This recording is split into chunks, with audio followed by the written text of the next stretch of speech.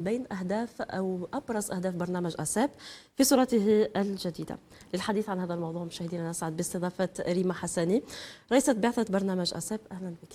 أهلا، يعطيك الصحة سميرة. شكرا تلبية الدعوة. يسلمك.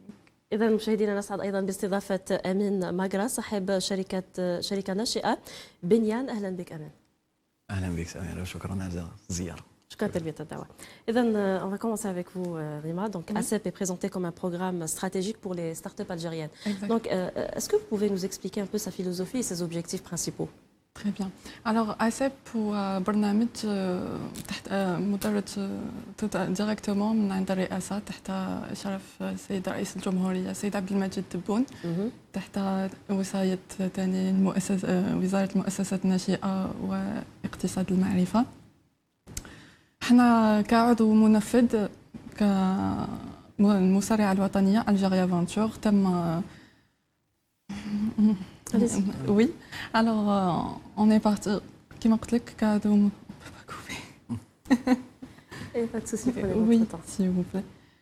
كعضو منفذ رحنا on a accompagné مجموعة من الشباب. C'était en Chine. Oui, on a accompagné en Chine مجموعة من الشباب إلى الصين لزيارة les plus grands parcs d'innovation, les parcs d'innovation ابتكار تكنولوجي كما فينيكس ليونير بارك. زرنا ثاني أهم وأكبر المراكز مثل شركة ZTE، شركة هواوي، علي بابا كلاود إلى آخره. C'était quoi le programme en Chine? Alors, le programme en Chine était... C'est trouver des investisseurs ou était accompagner les start-upers vers la découverte de nouveaux centres technologiques, de nouvelles technologies, notamment sur le cloud. Les accompagner au pitch, aussi pour, notamment avec des investisseurs. On a essayé aussi de ramener de nouvelles technologies, technologies حديثة لاستقطاب في الجزائر لدعم مشاريعهم وتطوير ثاني من المشاريع. Très bien. Amine, en tant que start-upper, vous êtes le cofondateur de Benian. Oui. Qu'est-ce qui vous a motivé peut-être à intégrer ce programme? En fait, comme étant une nouvelle start-up, donc on a lancé en mai 2025, l'opportunité était très intéressante pour nous parce que on a eu l'occasion de voir de nouvelles pratiques technologiques, notamment commerciales, avec des géants qui ont commencé comme nous, tout petits. Donc voilà, en gros, c'est plus l'opportunité de découvrir, d'apprendre et éventuellement d'avoir des contacts, des réseaux. Enfin, ça fait partie des avantages de ce programme. Oui, c'est parmi les grands avantages, c'est surtout les contacts. Parce qu'à terme, comme nous, Benian, c'est une marketplace qui donne une photographie du marché algérien de la construction. Donc c'était intéressant de prospecter de nouvelles entreprises chinoises qui sont à la pointe de la technologie, de s'inspirer de leurs pratiques, parce qu'ils utilisent beaucoup, notamment par exemple l'intelligence artificielle, des services de cloud qui sont un peu, enfin, certaines fonctionnalités, certaines nouvelles fonctionnalités. Donc on a pu apprendre tout ça. Et c'était vraiment stimulant pour nous. Voilà. Très bien. Vous avez participé à cette expérience en Chine. Si vous pouvez nous en dire un peu plus, c'est-à-dire nous raconter déjà ce voyage, comment ça s'est passé, mais est-ce que ça vous a apporté en tant que start-up? Très bien. Donc le voyage, on était très bien encadré. Il faut savoir qu'avant le départ, on a eu un bootcamp au niveau d'Algérie Aventure. Sur ce bootcamp, donc, on a eu l'occasion d'apprendre à pitcher, à communiquer efficacement, à un peu avoir le premier contact avec la culture chinoise qui est un peu différente, qui ont des approches différentes humainement parlant. Donc on était bien préparés. Une fois arrivé, le programme il était assez consistant. Donc tous les jours, on avait une sortie, une visite chez une grande entreprise. Donc on a vu Huawei, ZTE, des services de cloud, Tidelion pour la récupération des eaux. Donc on était plusieurs startups et chacune dans son domaine a pu profiter quelque part dans le programme d'une visite quelconque, etc. Mais globalement, pour nous, les points phares et des avantages qu'on a eus, c'était la découverte de nouveaux outils. Par exemple, je vous donne un exemple, c'était par exemple dans le service customer service, pour les services commerciaux, ils intègrent beaucoup de personnages fictifs AI. Donc, par exemple, à l'achat d'une carte SIM, par exemple, vous n'avez pas d'humain en face, vous avez une intelligence artificielle avec un visage, lip sync, etc. Et ça, c'est un modèle, par exemple, une idée inspirante pour nous, pour réduire, par exemple, les coûts pour certaines petites startups. Parce qu'une startup, en général, ça commence petit et puis ça grandit. Pour nous, pour la construction, pour Benyan, c'était très avantageux d'avoir des contacts au niveau de l'entreprise Tidelion. C'est des géants des smart cities. Donc, on a pu s'inspirer et leur présenter aussi un peu ce qui se fait en Algérie. Et donc, on a gardé contact et ils étaient très accueillants, on a gardé contact. Et ben voilà, j'espère que dans le futur, on pourra collaborer avec eux. Voilà. Très bien. Rima, si vous pouvez nous parler un peu des critères pour la sélection de ces startups pour participer à ce programme. Alors, est-ce qu'il y a des critères précis? Oui, alors le programme essaie déjà d'englober tous les jeunes start-upers et porteurs de projets innovants.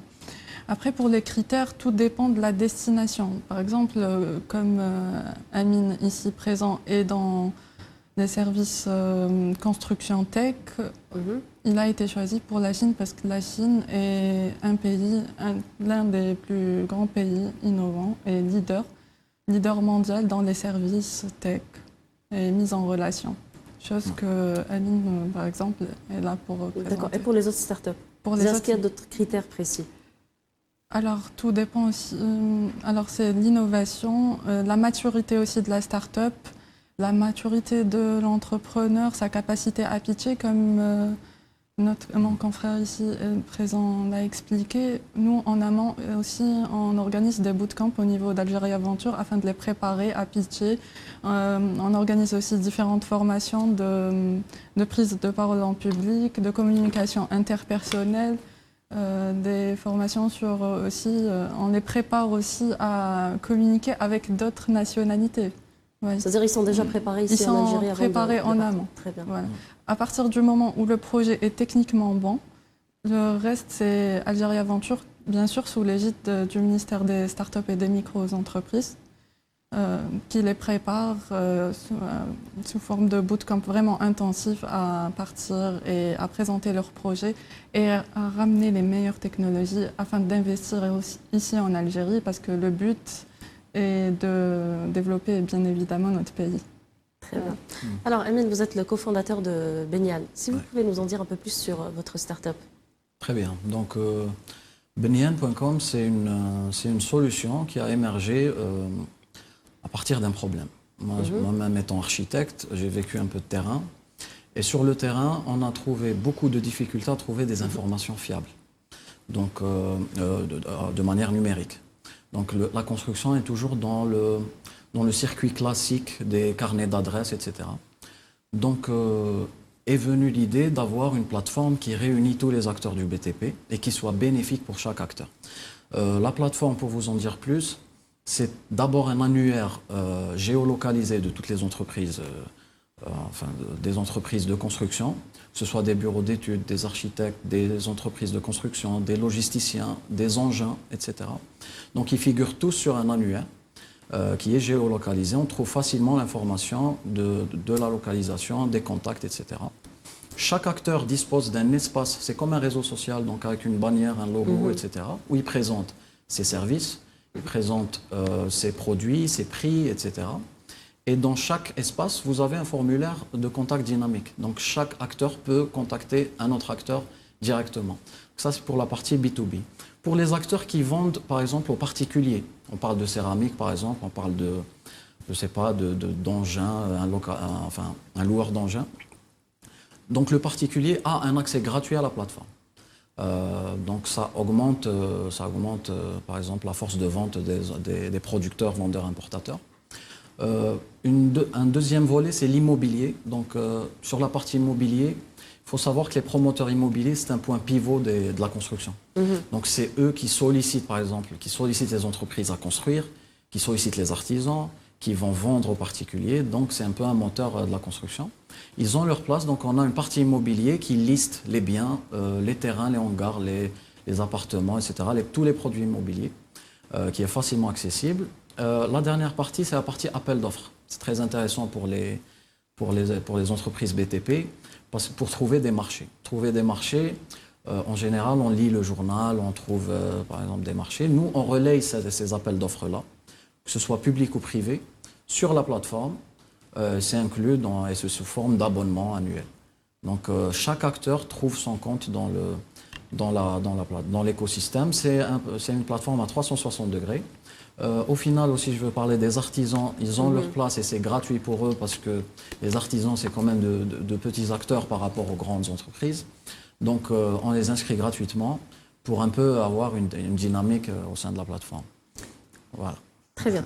Et en parlant de cette mission ou ce programme, comment s'intègre-t-il peut-être dans la stratégie de développement de votre start-up?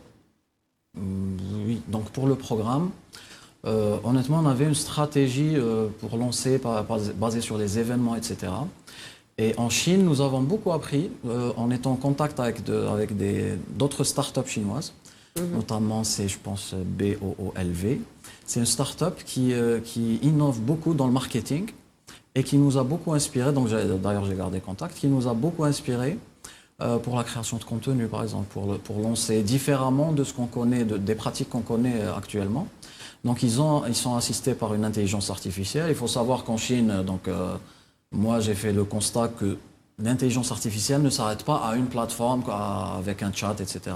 Ils l'utilisent partout. Donc, et ça, c'est très inspirant. Donc, on a un peu adapté notre stratégie après la visite. Parce que on a vu aussi qu'on pouvait offrir une photographie du marché algérien pour l'international. Il y a beaucoup de Chinois qui étaient intéressés qui m'ont posé des questions. Avez-vous des projets en Algérie? Avez-vous par exemple ce produit en Algérie, etc. Notre plateforme a pu leur offrir cette visibilité-là. Bon, elle est encore nouvelle, fraîchement développée.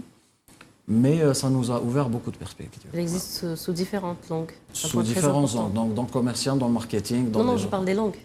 Ah oui, dans les langues. Elle est disponible en plein de langues. Donc on a arabe, français, anglais, turc, chinois, espagnol. Donc on a choisi un peu les langues qui existent dans l'écosystème algérien de la construction, pour les produits, etc.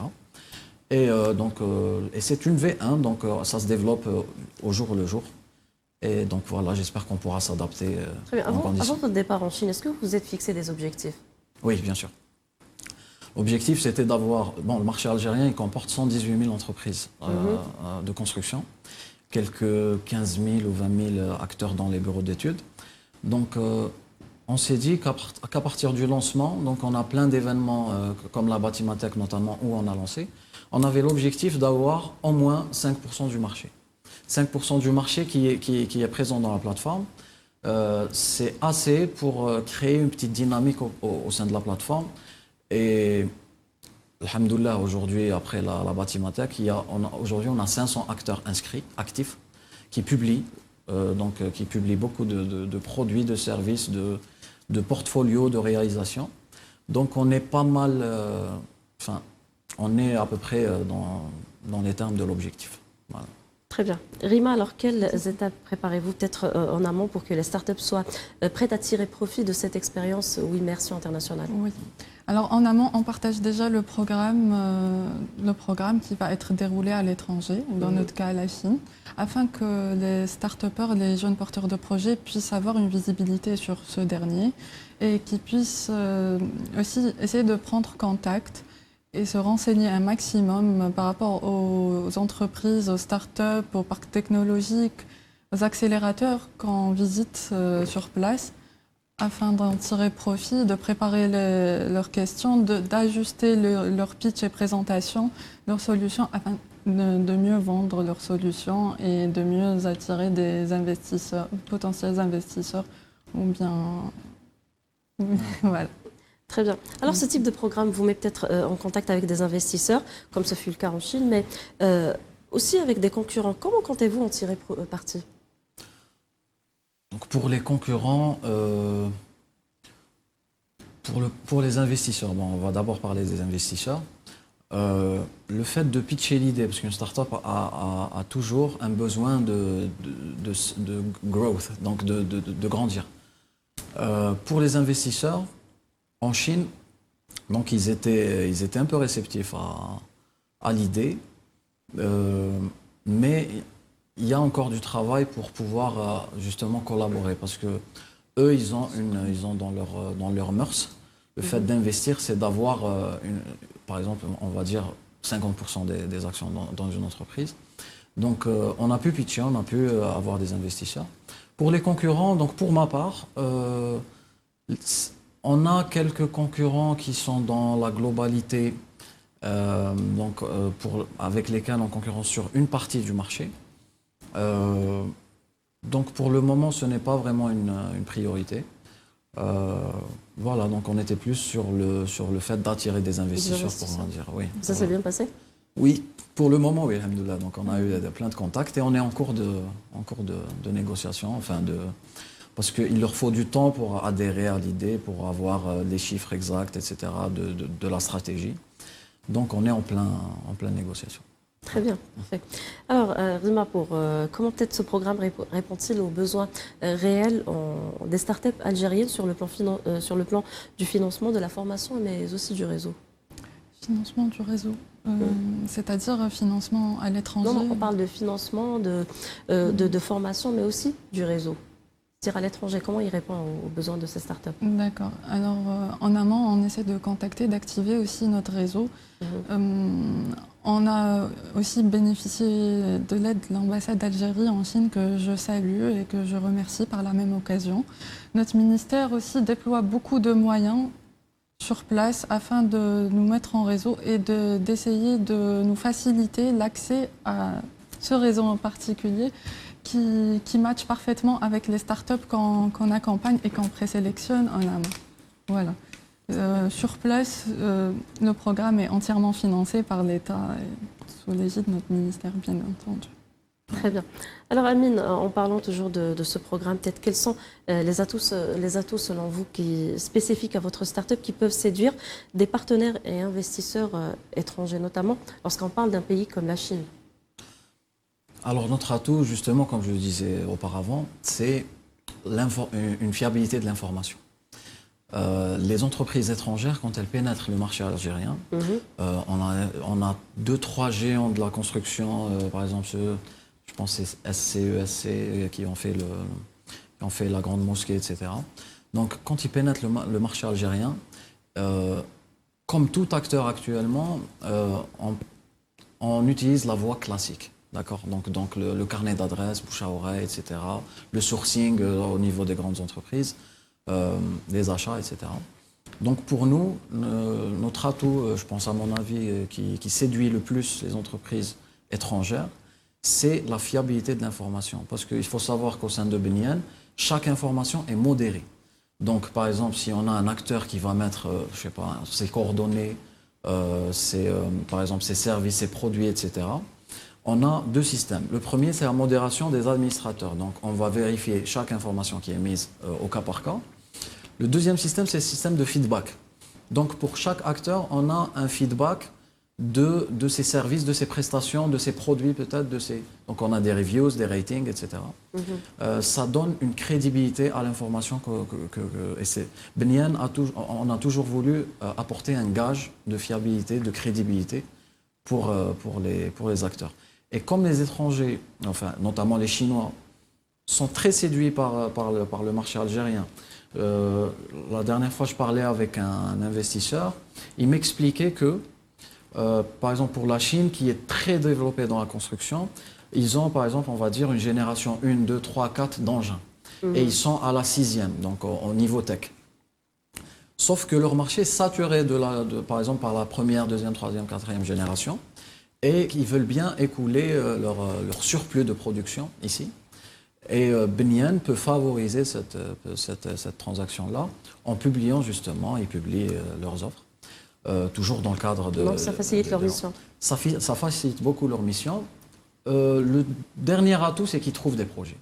Vu qu'on relaye des appels d'offres, vu qu'on relaye des marchés privés, c'est-à-dire qu'une grande entreprise, par exemple, veut sous-traiter tels travaux de construction, veut, par exemple, faire un appel d'offres tout court pour tels travaux, tel aménagement, ça sera visible et tout le monde, enfin, chaque acteur concerné sera notifié. Donc c'est très intéressant pour eux d'avoir ça.